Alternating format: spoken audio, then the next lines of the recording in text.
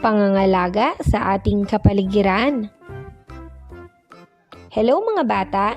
Ngayong araw na to, pag-aaralan natin ang mga paraan kung paano mapapangalagaan ng ating kapaligiran. Noong nakaraang linggo, napag-usapan natin ang mga sanhi at bunga ng pagkasira ng ating kapaligiran. Ngayon, alamin natin kung paano tayo makakatulong na mapanatili ang kagandahan nito. Halina't magtanim ng mga puno. Ang pagtatanim ng puno ay napakahalagang hakbang upang mapalitan ang mga punong nawawala.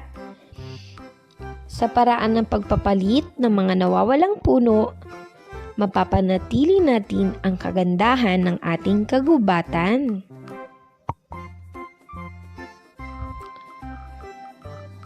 Samantalang ang ikalawa, alagaan ang mga halaman.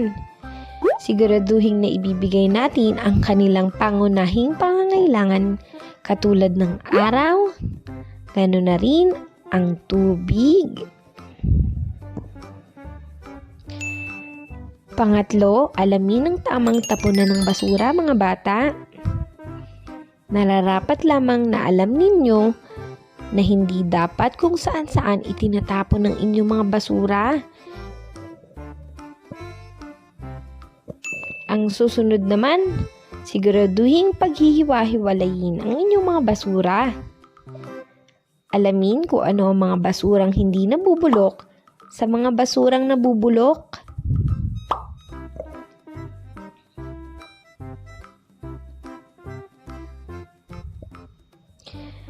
Ang mga nabubulok na basura katulad ng tirang pagkain, balat ng mga prutas at nabubulok na mga prutas o gulay ay maaari nating ibaon sa ilalim ng lupa upang maging pataba sa mga halaman.